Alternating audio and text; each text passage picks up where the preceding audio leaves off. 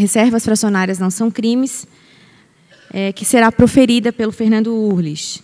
O Fernando é mestre em Economia da Escola Austríaca, com experiência mundial na indústria de elevadores e nos mercados financeiro e imobiliário brasileiros.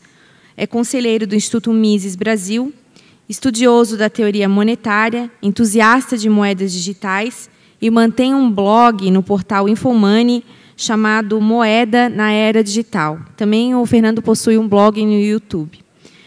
É autor do livro Bitcoin, a Moeda na Era Digital. Eu chamo ao palco, então, Fernando Urlich. Eu invejo o Rodrigo Saraiva Marinho, que vai chegar aqui para falar de o fim da justiça do trabalho, e todo mundo vai aplaudir no primeiro slide.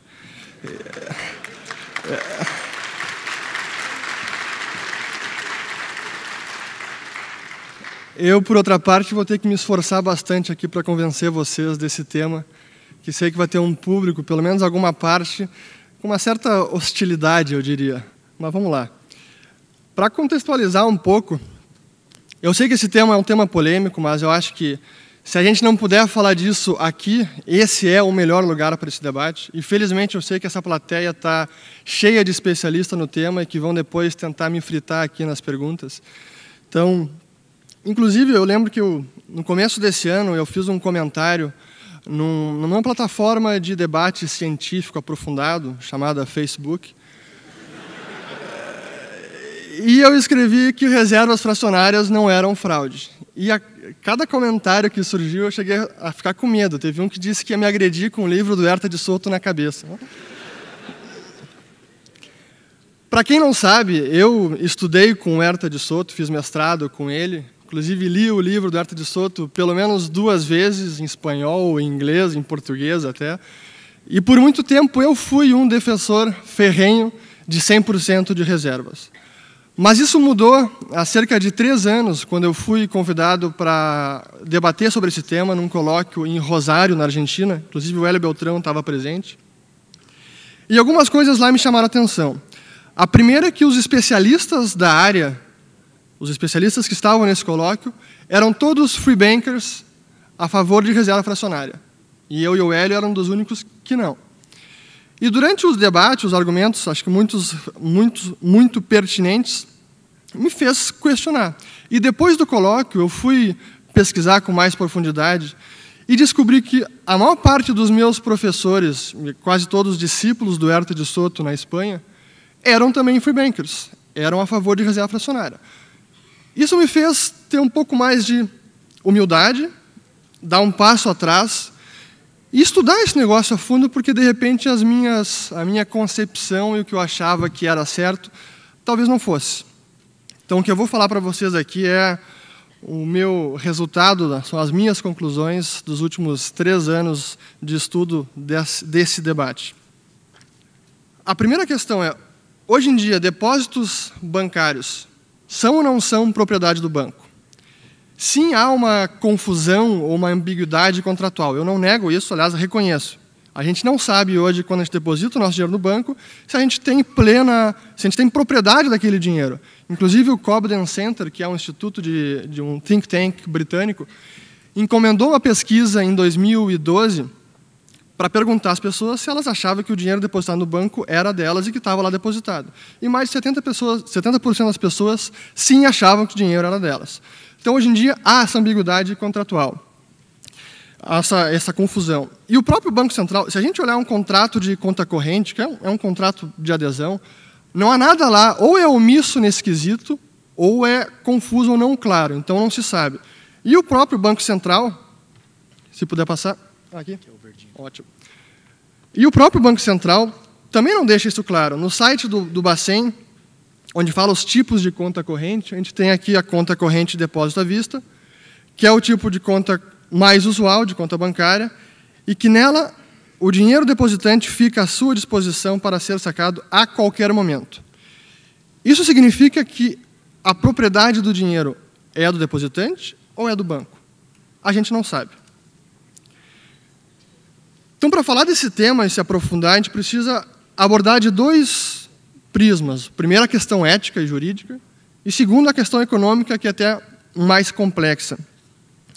Então, toda análise que vai se seguir aqui, assumam que eu estou falando de um sistema bancário sem um banco central, sem monopólio de emissão, e que o dinheiro é um dinheiro commodity ou mercadoria, como é o ouro. No fim da palestra, eu vou reintroduzir as complicações de um banco central com monopólio de dinheiro. Então, um depósito à vista, um depósito regular de coisa fungível, para utilizar a nomenclatura do Huerta de Soto, se não há transferência de propriedade, não tem nem que se falar em reserva fracionária. Um banco não pode se apropriar do depósito à vista em que não há transferência de propriedade. O banco é um mero custodiante, ele tem a guarda do dinheiro e não é o proprietário do dinheiro. Então, não tem nem que se falar se é 5%, é 10% ou 100%. O mero ato de falar em coeficiente de reservas já é um equívoco, porque o dinheiro é do depositante e o banco é um mero custodiante. Então, esse é um primeiro ponto. Se há um depósito à vista em que não há transferência, não tem nem que se falar em reserva fracionária.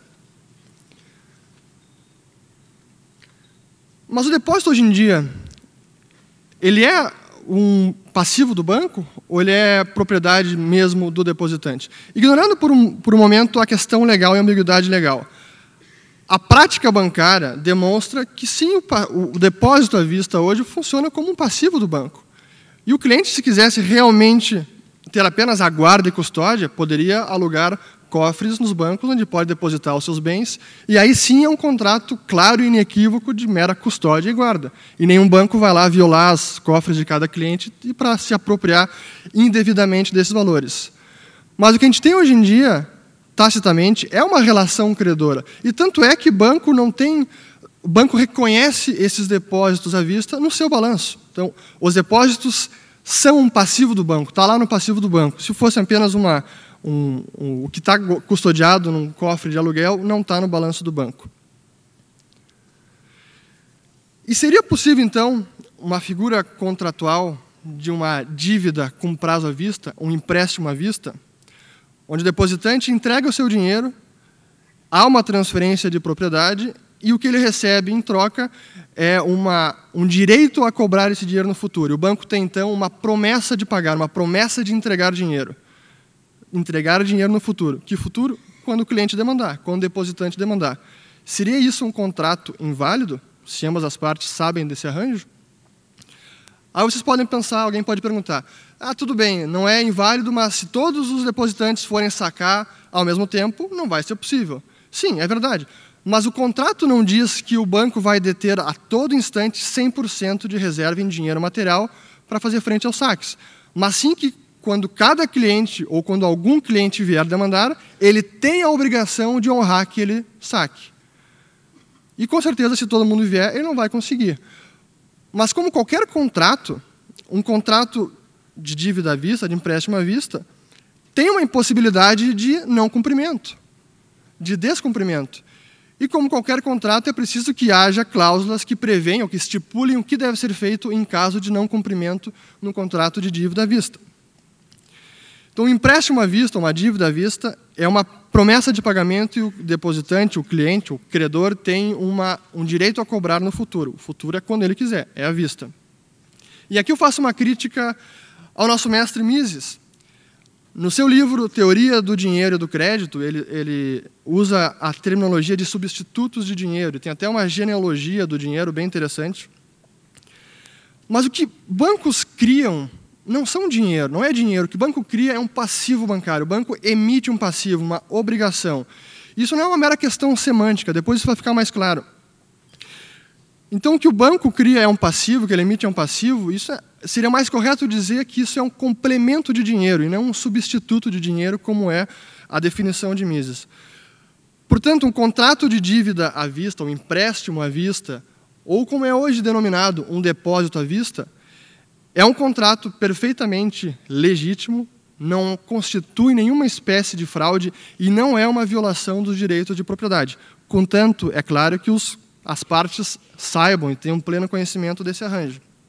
E, por sinal, muitos austríacos, já, mesmo favoráveis a 100% de reservas, já concedem que esse ponto legal, se as partes sabem desse arranjo de saída, de largada, não seria nenhuma ilegitimidade. Aí começamos a entrar na parte um pouco mais espinhosa.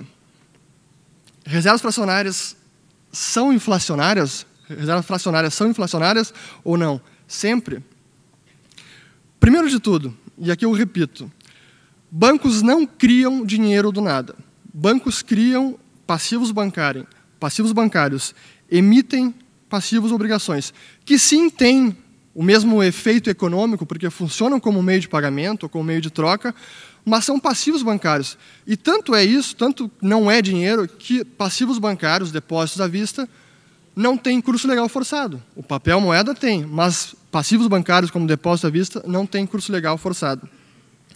Alguns austríacos dizem também que os bancos são falsificadores de dinheiro. Mas isso não tem sentido. Um banco cria, de novo, um passivo. Ele emite uma obrigação e que ele tem que honrar no futuro, e ele não se exime dessa responsabilidade. Quando chegar a hora de honrar e de arcar com essa obrigação, ele não desconhece essa obrigação. Já um falsificador, depois de falsificada uma nota de dinheiro e gasta no mercado, falsificou, sei lá, R$50, ele gasta e está pronto e se desprende de sua obra, por assim dizer, e ele não é responsável mais por aquele passivo, que é um passivo do Estado. Então, dizer que bancos são falsificadores de dinheiro também não está certo. É importante entender como é que funciona para que haja um aumento da oferta monetária numa economia. Numa economia com dinheiro material, que dinheiro é ouro. A única forma de ocorrer um aumento da oferta monetária é havendo mais extração e mineração de ouro. E esse ouro, quando entra em circulação, ele jamais é extinto ou liquidado, ele permanece sempre circulando. Já os passivos bancários, como o depósito à vista, eventualmente são liquidados, sim. Então, a única forma de aumentar constantemente, permanentemente, a quantidade de passivos bancários criados pelo sistema é aumentando a oferta de dinheiro material, sobre os quais os passivos são criados. Nesse caso, oferta de ouro, o dinheiro commodity. Então, por mais que os bancos possam operar sob um sistema de reservas fracionárias, e, por exemplo, no caso da banca escocesa, no século XVIII e XIX, em que o coeficiente de reserva era até abaixo de 10%, chega um instante, ele não pode baixar num nível de 0%, que ele chega cada vez num nível mais arriscado de liquidez. Então, chega um ponto de equilíbrio, digamos assim, ou de estabilização, em que não são criados líquido, não é criado mais passivos bancários. Novos passivos são criados, mas passivos que foram criados previamente são liquidados. Então, o nível total, o volume total de depósitos ou de passivos bancários se estabiliza. Poderíamos dizer que até chegar nesse nível de estabilização, há sim uma inflação pontual, um one shot, mas seria algo pontual. Uma inflação permanente ou uma alta continuada de preços só pode ocorrer com um aumento constante da oferta monetária. No caso aqui, extração de ouro, mineração de ouro. Estou aprofundando, cada vez mais espinhoso o tema. Agora, se reservas fracionárias causam ou não ciclos econômicos. Uma outra forma de denominar reserva fracionária, inclusive essa é a nomenclatura utilizada pelo mainstream econômico, é que os bancos transformam prazos ou transformam vencimentos, maturity transformation. Isso quer dizer que os bancos se endividam no curto prazo, porque emitem passivos de curta duração, depósito à vista, para investir no longo prazo, financiando hipotecas, construção de fábricas, enfim. Isso é a transformação de prazos. Mas até a definição mais correta seria dizer descasamento de prazos, porque é de fato que os bancos estão fazendo, e acho que é uma definição mais correta, porque permite ter uma noção melhor desse fenômeno, o maturity mismatch. Então, emite um passivo de curto prazo para financiar um ativo de longo prazo. E o racional de se fazer isso é simples. Como as taxas de juros de longo prazo tendem a ser mais altas que de curto prazo, os bancos naturalmente se aproveitam dessa arbitragem para maximizar a sua rentabilidade. Mas é claro que essa prática ela tem risco. E aqui eu pergunto, tem o mesmo efeito econômico, na atividade econômica, um banco que financia, digamos, desconta uma duplicata de 90 dias ou uma letra de câmbio de curta duração, e um banco que financia uma hipoteca ou a construção de uma fábrica? Tem o mesmo efeito econômico um banco que financia o capital de giro de uma empresa que produz bens finais altamente demandados e um banco que financia projeto de infraestrutura? Definitivamente não. E aqui que eu ofereço A resposta: reservas fracionárias, por si só, não causam ciclos econômicos. A causa do ciclo econômico é justamente esse descasamento de prazos, ou, para usar a denominação do Juan Ramón Rayo, que é um grande economista espanhol, é uma degradação da liquidez, porque os bancos estão financiando projetos de longa duração com passivos de curta duração, com depósitos à vista. E quanto maior é esse descasamento, maior tende a ser o ciclo econômico. Então, é esse descasamento que causa a descoordenação entre os agentes, entre os poupadores, de um lado, e os investidores. E o banco é esse intermediário que, sim, está intermediando empréstimo, intermediando poupadores de investidores. Porque um poupador vai demandar bens futuros num prazo muito menor, ou num prazo mais próximo, do que os investidores estarão produzindo esses bens. Então, haverá esse descasamento e essa descoordenação e uma degradação global da liquidez dos agentes. A própria descrição de reservas fracionárias é algo um tanto simplista, porque ignora o balanço do banco como um todo, ignora a estrutura de ativo e passivo, o perfil de prazo e risco do passivo e o perfil de prazo e risco do ativo.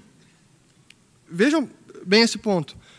Um banco pode ter 100% de reservas em dinheiro material para o montante de depósito à vista que ele criou, que ele emitiu, então 100% de reservas, mas se no restante desse passivo ele tem depósitos que vencem em 3 meses e no restante do seu ativo ele está financiando hipotecas que vencem em 20, 30 anos, esse banco está potencialmente ilíquido e pode quebrar apesar de ter 100% de reservas. Então, apesar de 100% de reservas.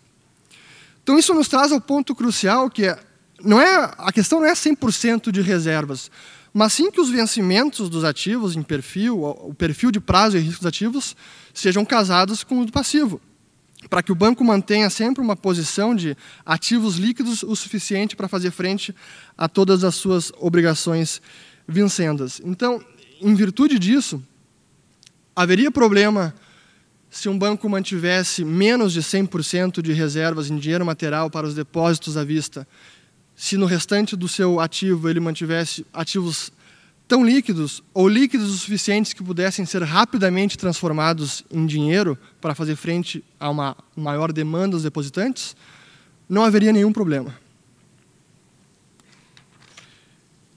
E aqui entra num ponto, um conceito crucial, que é especialmente no sistema bancário, e que ele tem sido largamente negligenciado pelos economistas, inclusive, e lamentavelmente, pelos austríacos. Há várias definições ou entendimentos de liquidez. O mais comum, digamos, o mais usual, é quando a gente diz que é a capacidade de honrar as nossas obrigações de curto prazo. Ou, em termos contábeis, a relação entre o ativo circulante e o passivo circulante.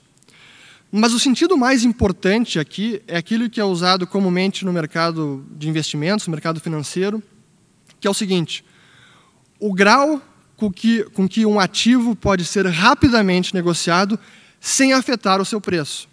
Ou, para usar um jargão do mercado financeiro, é o bid-ask spread, ou o diferencial entre o preço pedido e o preço ofertado.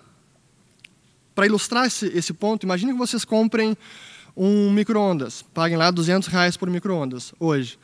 Aí vocês querem revender esse micro-ondas hoje de tarde ou amanhã. Dificilmente vocês vão conseguir vender pelos mesmos R$200 rapidamente. Ou vocês vão ter que esperar algum prazo de tempo mais alongado, ou vão ter que assumir uma perda e vender por um preço menor do que os R$200.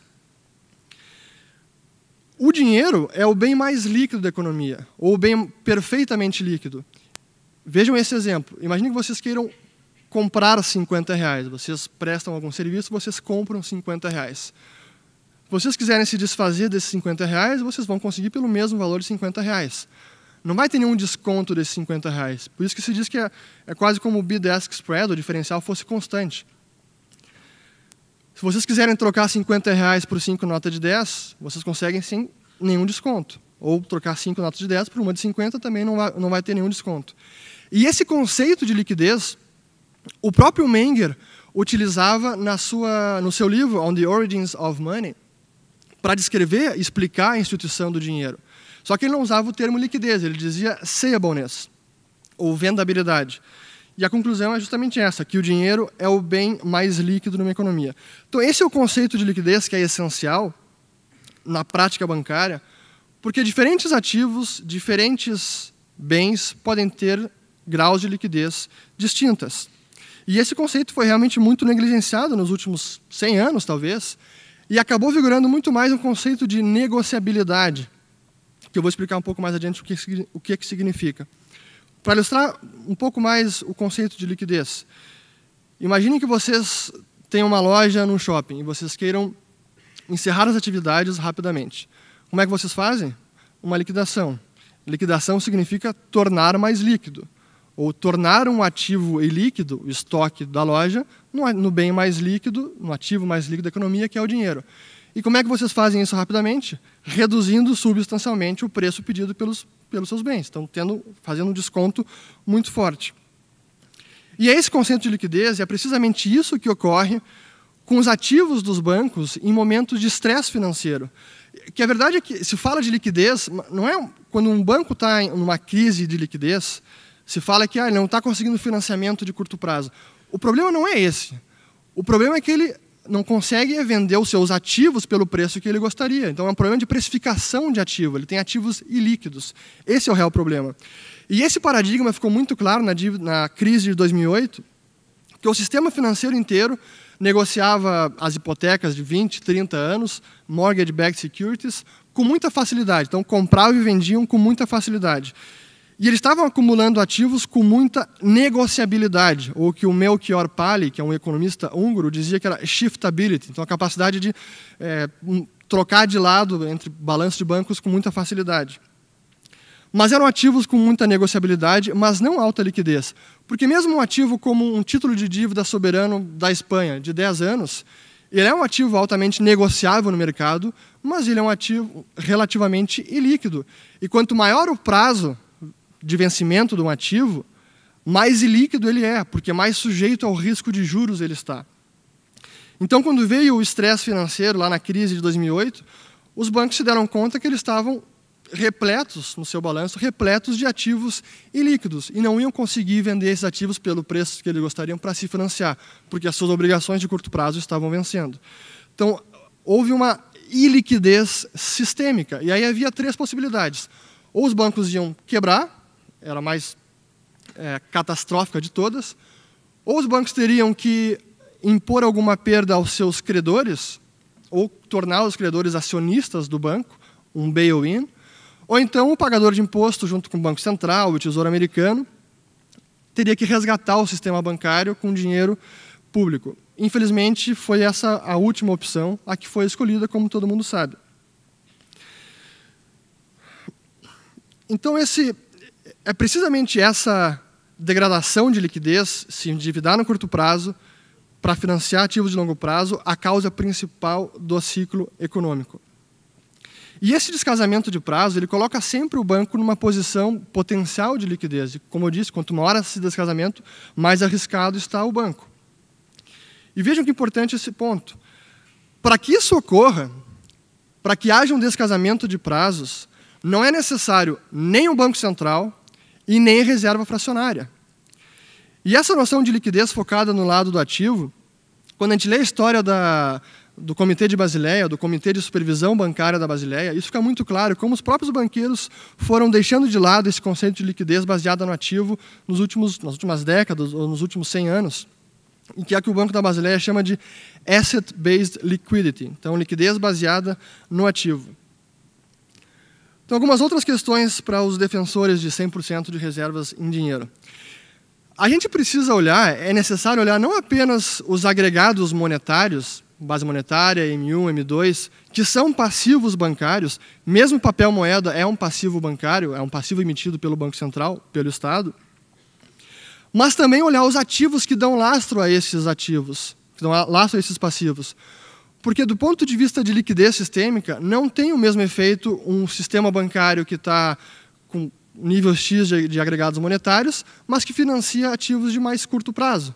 E um sistema financeiro que financia ativos de longo prazo. Se vocês olharem o balanço conjunto do sistema bancário brasileiro e do sistema bancário americano, por exemplo, vocês verão que mesmo do ponto de vista, não apenas do passivo, mas do ativo, os bancos brasileiros são muito mais prudentes, o perfil de passivo, em risco, em prazo, é mais, digamos, mais seguro ou mais saudável do que os bancos americanos, e os bancos brasileiros financiam ativos muito mais curtos, de curta duração, do que os bancos americanos, que financiam, na vasta medida, hipotecas, construção imobiliária e tudo mais. Então é preciso olhar as duas partes, agregados de um lado, o passivo e o ativo também. Óbvio que no Brasil a gente tem uma aberração chamada BNDES, né, que atingiu o nirvana de qualquer banqueiro, porque vejam só, o BNDES ele se financia com o Tesouro num prazo de 45 anos em média, sim, 45 anos em média, a juros módicos, e empresta para a JBS e afins a 5, 10 anos, que são prazos longos, mas muito menos que 45 anos, a juros menos módicos, então consegue um diferencial, um spread positivo. Mas, enfim, o BNDES é uma verdadeira aberração, é uma anomalia completa. Um outro caso emblemático, o da Islândia. A Islândia é um país de pouco mais de 300 mil habitantes. Em menos de 10 anos, o sistema bancário da Islândia conseguiu engendrar um descasamento de prazos numa magnitude talvez das piores da crise financeira de 2008. E foi um descasamento não apenas em prazo e risco, mas também cambial, em moeda, porque os bancos islandeses financiavam em ien, em euro, na libra, no dólar, e emprestavam em krona, a moeda da Islândia. Então foi um descasamento brutal e uma iliquidez completamente absurda. E o sistema inteiro colapsou. Por outro lado, um sistema bancário pode se manter líquido, mesmo operando sob um regime de reservas fracionárias por muitos anos, ou talvez décadas, como é o caso da banca escocesa no século XVIII e XIX, e que os bancos detinham, pelas estatísticas que a gente tem disponível, menos de 5% de depósitos em dinheiro material, de reserva em dinheiro material, mas como o restante dos ativos, a maior parte, eram letras de câmbio ou duplicatas comerciais de curtíssima duração, 60, 90 dias, o sistema como um todo conseguiu se manter líquido durante muito tempo. Então, o problema de liquidez, e esse é um ponto essencial para vocês entenderem, é que o problema de liquidez ele pode acometer mesmo um sistema bancário que opera sob 100% de reservas sobre depósitos à vista. Eu vou repetir. O problema de iliquidez pode acometer mesmo um sistema bancário que opera sob 100% de reservas. Outro ponto importante para reflexão, no nosso sistema monetário brasileiro. Os depósitos à vista, todo mundo sabe que a gente tem a plena disponibilidade. Basta ir no banco sacar e a gente consegue tirar o dinheiro, em teoria. Agora, depósitos de poupança, que são depósitos de longo prazo, eu diria, ou a prazo, sem prazo definido, também podem ser sacados diariamente. CDBs de banco de 3 meses ou 6 meses também é possível sacar praticamente todos os dias. Será que seria necessário impor a esses depósitos também a rigidez de 100% de reservas? Então, a verdade é que o sistema bancário, o sistema financeiro, ele é muito mais complexo, interrelacionado e interdependente do que muitos austríacos querem reconhecer. E a visão de que bastaria impor via legislação estatal a exigência de 100% de reservas é, na melhor das hipóteses, uma visão míope e simplista desse problema. Então vem a pergunta, qual é o real problema? E aí quem pensou nessa figura tem razão. Esse é o real problema. É o Banco Central com o monopólio de emissão de moeda, e aqui eu reintroduzo, então, a figura de um banco central com monopólio de emissão de moeda. E por que esse é o real problema? Por pelo menos 2 motivos. O primeiro é que o Banco Central, com monopólio de emissão, é o único agente capaz de aumentar permanentemente, ano após ano, a quantidade de reservas bancárias, a quantidade de base monetária de dinheiro material, que no caso é o papel moeda, ou reservas bancárias. E é sobre essas reservas que novos passivos podem ser criados. Então, isso só o Banco Central consegue fazer, aumentar consistentemente a oferta de moeda. E segundo, porque como o Banco Central é o prestamista de última instância, essa garantia sempre implícita ou explícita de resgate faz com que os bancos, sim, assumam riscos muito mais elevados e excessivos do que seria no ambiente que não houvesse resgate. É, sim, aquele moral hazard, ou risco moral, e é um incentivo perverso que faz com que os bancos tomem muito mais riscos, façam apostas, muitas vezes tresloucadas, capazes de gerar um descasamento de prazos numa magnitude impensável, gerando um ciclo econômico incrível, com o potencial de fazer colapsar não apenas o sistema bancário, mas a economia global como um todo. Esse é o real problema. Então, aqui eu adiciono até algo importante, e que eu sei que pode ser até debatível com os juristas. Mesmo no cenário atual de banco central e monopólio de emissão de moeda, reservas fracionárias não constituem fraude.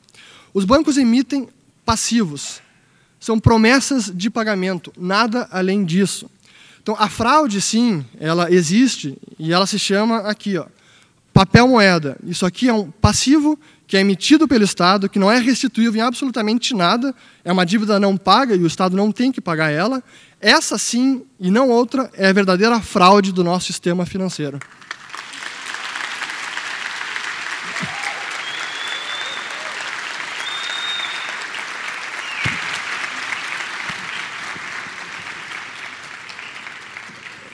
E aqui eu já vou acabar, sei que meu tempo já foi, para todo mundo poder almoçar.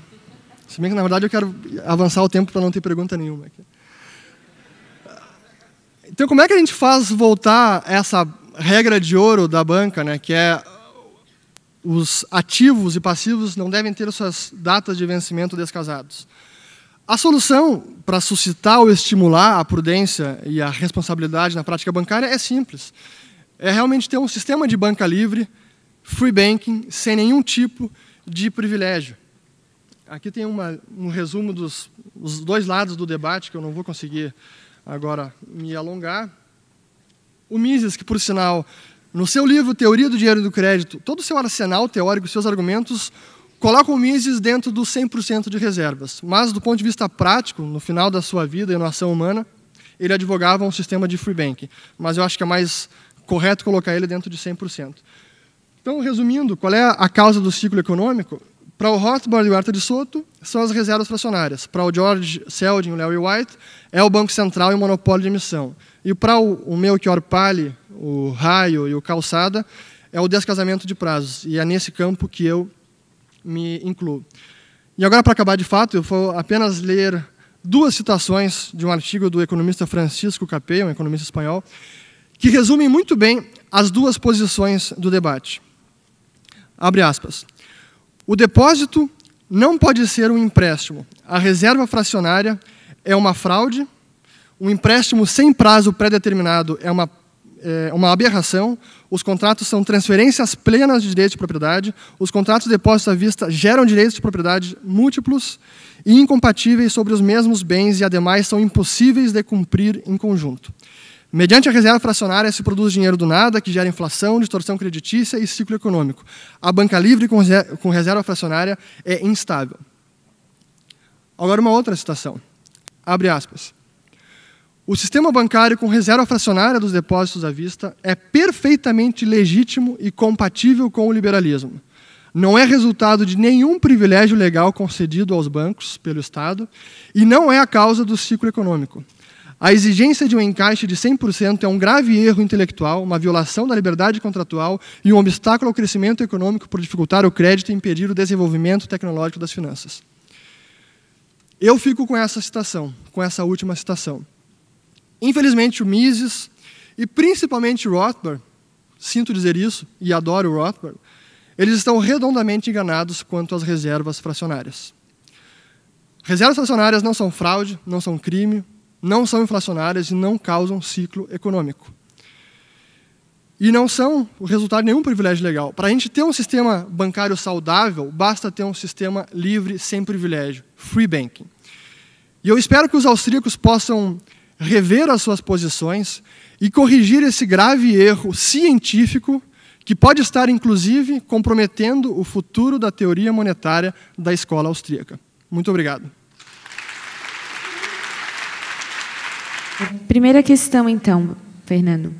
Quem lucra com a prática de reservas fracionárias? Os banqueiros, os investidores, os consumidores ou os comerciantes? No sistema atual, em que há é quase que um conluio assim, entre o Banco Central e o sistema bancário, é claro que são os bancos que lucram com isso e o próprio governo.